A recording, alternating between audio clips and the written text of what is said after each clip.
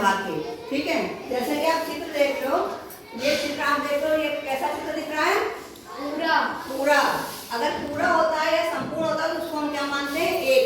ठीक है, और यहाँ नीचे हमने क्या करा, एक चीज से कितने हिस्से करेंगे? दो हिस्से करें। जब हम एक चीज से दो हिस्से करेंगे तो इस भाग को यानी कि एक भाग को हम क्या कहेंगे? आधा। और इसको हम भिन्न में कैसे लिखेंगे? 1/2। 1/2 यानी कि एक चीज के हमने दो हिस्से करे। ठीक है, इतना सबको समझ में आ गया? अब हमने क्या करा, ये जो आधा हिस्सा है इसको हमने जो है इसको फिर से हमने इसके दो हिस्से कर दिए यहाँ से।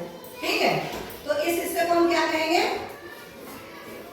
1/4। 1/4 कहते हैं और इसको भिन्न में लिखते हैं 1/4।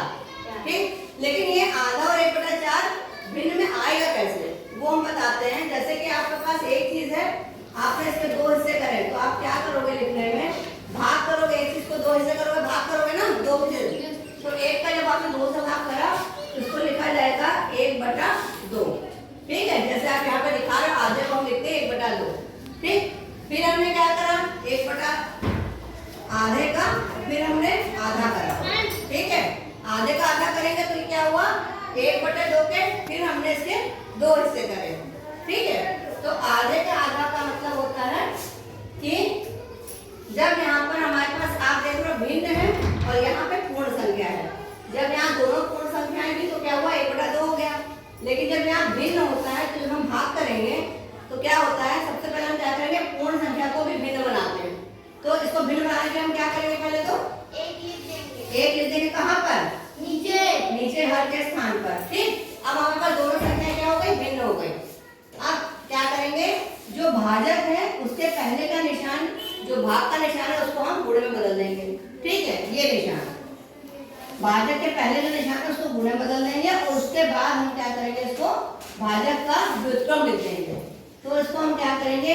जो भाज्य है उसको हम ऐसे उतार लेंगे, ये भाग के निशान को किसमें बदलेंगे? गुणे में बदलेंगे। और उसके बाद जब निशान बदल जाएगा, ये जब बदल गया ना, ये भाग से यहाँ गुणा हो गया, तब यहाँ जो भाजक होगा इसका व्युत्क्रम लिखेंगे। व्युत्क्रम मतलब जानते हो आप लोग? तो 2/1 का व्युत्क्रम क्या होगा? 1/2। तो इसको हम इससे गुणा कर देंगे। आप सबको भिन्न का गुणा आता है? गुणा करिए, क्या हो जाएगा? 1 में 1 का गुणा करो कितना हो जाएगा? 1 और 2 में 2 का 4। ये हमारा आ जाएगा 1/4। तो सबको समझ में आ रहा है? तो भाग कैसे करेंगे? अब इसी तरह से यहाँ पर आप देख रहे हो ये क्या है? एक पूरा है या संपूर्ण है, एक चीज है, यानी कि ये पूरा हिस्सा रंगा हुआ है। ठीक, फिर इस हिस्से के हमने कितने हिस्से करे? कितने हिस्से करे आप? 3 हिस्से करे हैं। 1 2 3। ठीक है, तो जब हमने एक चीज के 3 हिस्से करे तो एक हिस्सा हमको मिला, उसको हम क्या बोलेंगे? इस हिस्से को क्या कहेंगे? 1/3। और इसको लिखेंगे कैसे? 1/3। तो इसमें तो आपको मालूम है कि आपने एक चीज के 3 हिस्से करे तो इसको हम लिखेंगे 1/3। ये तो क्लियर है ना? Yes ma'am. अब अगर हमने 1/3 हिस्से के फिर से यहाँ से दो हिस्से कर दिए, है ना, तब इस एक हिस्से को क्या कहेंगे? छठा भाग कहेंगे। और इसको लिखेंगे कैसे? 1/6।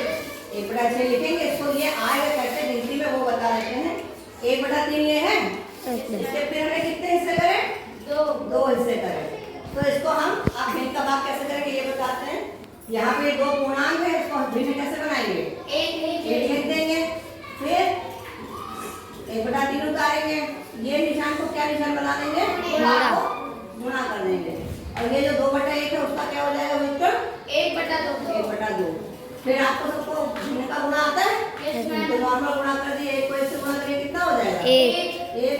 3 को 2 से 6। ये आपका 1/6 आ गया। तो भिन्न का भाग करना आपने देखिए बहुत आसान है। सिर्फ आपको भाजक का चिन्ह बदल के भाग के बजाय गुणा कर देना है और उसका जो मान है वो व्युत्क्रम में लिखना है। तो आपका ये सवाल बहुत आसानी से हो जाएगा। सारे बच्चे कर लेंगे? Yes ma'am.